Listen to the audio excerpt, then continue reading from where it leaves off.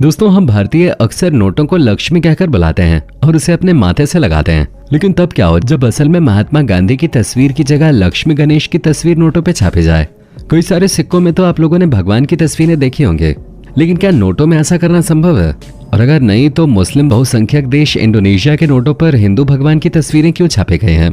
क्या भारत के नोटों पर भगवान की तस्वीर न छापना एक बहुत बड़ी साजिश है? और सबसे बड़ा सवाल तो ये खड़ा होता है कि आखिर भारतीय नोटों पर क्या छापा जाएगा, किस तरह के डिजाइन होंगे, ये सब कुछ तय कौन करता है? इसका पूरा प्रोसेस क्या होता है? और क्या कभी भविष्य में भारतीय नोटों पर भगवान की तस्वीर हम देख पाएंगे या फिर जिंदगी भर महात्मा गांधी की तस्वीर देखने को मिलेगी? दोस्तों, आइए सबसे पहले तो ये जानते हैं कि नोट पर किसकी तस्वीर होगी, ये आखिर तय कौन करता है। भारत में करेंसी नोट जारी करने का अधिकार सिर्फ भारतीय रिजर्व बैंक यानी कि आरबीआई के पास होता है। हमारे भारत में जितने भी नोट चलते हैं उनमें से केवल 1 रुपए के नोट को छोड़ दिया जाए। सभी नोटों का डिजाइन कैसा होगा, उस पर किसकी तस्वीर छपेगी, ये सब कुछ रिजर्व बैंक ऑफ इंडिया ही तय करता है।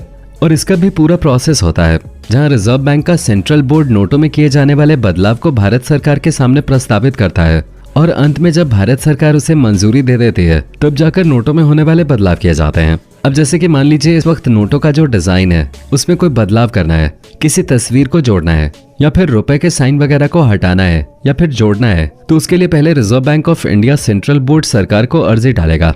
सरकार उसके ऊपर अपनी मंजूरी देगी और तब जाकर नोट के डिजाइन में बदलाव किया जाएगा। तब तक नोट जैसे चल रहे होंगे वैसे ही उन्हें चलाया जाएगा। हालांकि समय समय पर नोटों में अलग अलग तरह के बदलाव की मांग उठती रहती है। कभी कोई कहता है कि नोटों पर भगत सिंह की तस्वीर होनी चाहिए, तो कभी कोई कहता है कि झांसी की रानी को नोटों पर होना चाहिए। और अब तो भारतीय नोटों पर लक्ष्मी गणेश की तस्वीर की मांग तेजी से बढ़ रही है, जिस पर हम आगे बात करेंगे। लेकिन उससे पहले आप हमें ये कमेंट करके बताएं, क्या आप भी भारतीय नोटों पर लक्ष्मी गणेश की तस्वीर देखना चाहते हैं या फिर अभी की महात्मा गांधी वाली नोटें आपको पसंद है? अपने जवाब आप फटाफट लिख भेजिए। अब दोस्तों, अगर हम अपने दूसरे सवाल पर जाएं कि अगर कोई भारतीय नोटों पर बदलाव करना चाहता है तो ये बदलाव कैसे होगा? इसके लिए आरबीआई एक्ट की 1934 की धारा 22 के तहत नोट जारी करने का एकमात्र अधिकार आरबीआई के पास होता है। और अगर इस नोट में कोई बदलाव करना चाहता है तो धारा 25 के तहत रिजर्व बैंक का सेंट्रल बोर्ड उसे प्रस्तावित करता है और फिर अंत में भारत सरकार मंजूरी देती है। लेकिन करेंसी मैनेजमेंट की पूरी जिम्मेदारी आरबीआई के एक अलग विभाग के पास होती है और फिलहाल इसके अध्यक्ष डेप्यूटी गवर्नर टी रविशंकर जी हैं, जो पूरा कार्यभार संभालते हैं। अब बात करते हैं कि क्या भारतीय करेंसी पर देवी देवताओं या फिर किसी धार्मिक तस्वीर को छापा जा सकता है? तो दोस्तों, आप ये जानकर हैरान हो जाएंगे कि दिल्ली हाईकोर्ट ने दिसंबर साल 2014 को इसी मुद्दे पर सुनवाई की थी और कहा था कि संविधान करेंसी पर धार्मिक प्रतीकों के उपयोग की अनुमति नहीं देता है। यानी कि हमारे देश का जो कॉन्स्टिट्यूशन है वो नोटों पर धार्मिक चीजों को छापने की अनुमति नहीं देता। हालांकि इससे पहले भारत में 5 और 10 रुपए के ऐसे बहुत से सिक्के कुछ नियमित समय के लिए निकाले गए थे जिसमें वैष्णो देवी की तस्वीर छपे थे।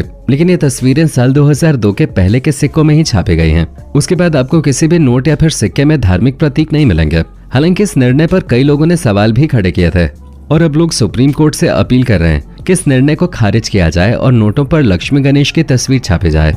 एक तरफ जहां हमारे देश की सरकार भारतीय नोटों पर देवी देवताओं की तस्वीरों को लगाने से इनकार कर रही है, तो वहीं दूसरी तरफ इंडोनेशिया जैसा देश जहां सबसे ज्यादा मुसलमान रहते हैं, वहां की करेंसी पर गणेश जी की तस्वीर छापी जा चुकी है। और भगवान गणेश की तस्वीर वाले ये नोट काफी लंबे समय तक इंडोनेशिया के लोगों ने इस्तेमाल किए थे, जिसमें 20,000 रुपए का एक नोट था जिसमें एक तरफ भगवान गणेश की तस्वीर थी, तो वहीं दूसरी तरफ इंडोनेशिया के पहले शिक्षा मंत्री हजर देवांता की तस्वीर है और पढ़ाई करते बच्चों की तस्वीर भी उस नोट पे लगी हुई है। ये 3 तस्वीरें इंडोनेशिया के नोट पे थीं।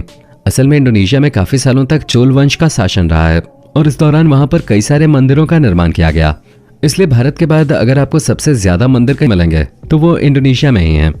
गणेश जी को इंडोनेशिया में कला, बुद्धि और शिक्षा का भगवान माना जाता है। वहाँ के लोग भगवान गणेश का सम्मान करते हैं और ये सम्मान वहाँ की करेंसी में छापी गई गणेश जी की तस्वीर से साफ जाहिर होता है। और तो और इंडोनेशिया के कई सारे स्कूलों में भी आपको भगवान गणेश की तस्वीर लगी हुई मिल जाएगी।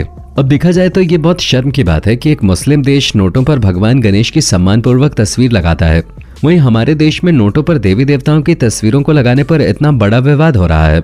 वैसे दोस्तों, आपको बता दें कि हमारे भारत की करेंसी का इतिहास काफी ज्यादा अनोखा रहा है, क्योंकि जब हमारा देश 1947 में आजाद हुआ उससे पहले भारतीय नोटों पर ब्रिटेन के महाराजा की तस्वीर होते थे, क्योंकि उस समय अंग्रेजों का राज था। लेकिन आजादी के बाद रिजर्व बैंक ने भारतीय सरकार की मंजूरी लेकर अब तक 4 तरह की सीरीज के नोट छापे हैं, जिसमें पहली सीरीज आती है अशोक स्तंभ की सीरीज वाले नोट, क्योंकि साल 1949 में आजादी के बाद पहला नोट जारी हुआ तो ये 1 रुपए का नोट था जिसमें अशोक स्तंभ की तस्वीर छपे थे। और फिर 1950 में राष्ट्रपिता महात्मा गांधी की तस्वीर वाले नोट को डिजाइन किया गया, लेकिन सहमति न मिलने के कारण उस समय उसे जारी नहीं किया गया। हालांकि उसी साल हमारे देश में 2, 5, 10 और 100 के नोट जारी किए गए।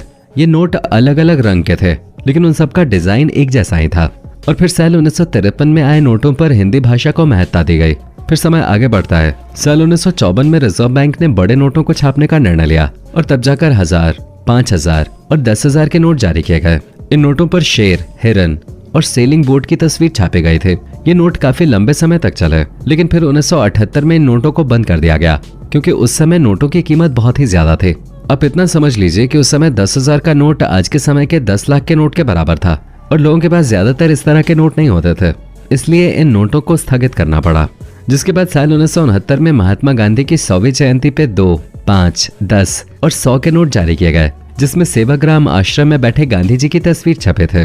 साल 1972 में पहली बार 20 रुपए का नोट और 1975 में 50 का नोट जारी किया गया। 1975 में 100 के नोट पर कृषि आत्मनिर्भरता और चाय के बगानों से पत्तियां तोड़ने वाली तस्वीरें नोटों पे छापी गईं। ये सारे बदलाव रिजर्व बैंक ही कर रहा था। और फिर साल 1980 के दशक तक भारतीय इकोनॉमी और नोटों में भारी बदलाव देखने को मिला। ये वही दौर था जब देश की इकोनॉमी तेजी से बढ़ रहे थे और लोगों की परचेजिंग पावर भी बढ़ रहे थे, यानी कि देश में खरीदारी तेजी से बढ़ रहे थे। और इस दौरान देश में 2 के नोट पर भारत के पहले सैटेलाइट आर्यभट्ट की तस्वीर लगाई गई। 1 के नोट पर तेल के कुएं की तस्वीर थे। 5 के नोट पर ट्रैक्टर से खेत जोतते किसान की तस्वीर थे। 10 के नोट पर कोणार्क मंदिर का चित्र था। मोर, शालीमार और गार्डन वगैरह की भी तस्वीरें नोटों पर छपने लगे। लेकिन पहली बार महात्मा गांधी की तस्वीर वाले 500 के नोट को 1987 में जारी किया गया, जहां 500 के नोट में महात्मा गांधी की तस्वीर के साथ साथ वाटरमार्क में अशोक स्तंभ था, यानी कि नोट के ऊपर महात्मा गांधी की तस्वीर थे, लेकिन जो लाइट में ले जाकर फोटो को देखने पे वाटरमार्क दिखाई देता है उसमें अशोक स्तंभ की तस्वीर थे। फिर महात्मा गांधी के MG सीरीज वाले नोट 1996 में परमानेंट तौर पे छपने शुरू हो गए, जिसमें कई सारे नए सिक्योरिटी फीचर्स लगाए गए थे जिससे अंधे लोग भी आसानी से पहचान सकते हैं। और आजकल के नोटों में तो बहुत ही ज्यादा एडवांस सिक्योरिटी फीचर्स देखने को मिलते हैं। बाकी आजकल किस तरह के नोट चलन में हैं वो हम सभी को मालूम है। साल 2016 के डिमोनेटाइजेशन से पहले 500 का नोट पीले रंग का होता था, लेकिन अब वो पहले से ज्यादा छोटा हो गया है और उसका रंग भी बदल गया है। शुरुआत में लोगों ने नए 500 के नोट का काफी मजाक उड़ाया और कहा कि ये चूरन के साथ मिलने वाले नकली नोट की तरह है, लेकिन अब वही नोट लोगों को काफी पसंद आ रहा है।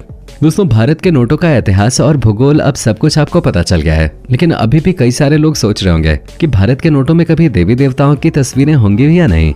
तो दोस्तों, इसके जवाब में हम आपसे सिर्फ इतना ही कहना चाहेंगे कि अगर सरकार चाहे तो ऐसा हो सकता है, क्योंकि संविधान में ऐसा कुछ भी नहीं लिखा है। ये केवल एक कानूनी फैसला है जिससे बदला भी जा सकता है। बस जरूरत है तो ज्यादा से ज्यादा लोगों के आवाज उठाने की।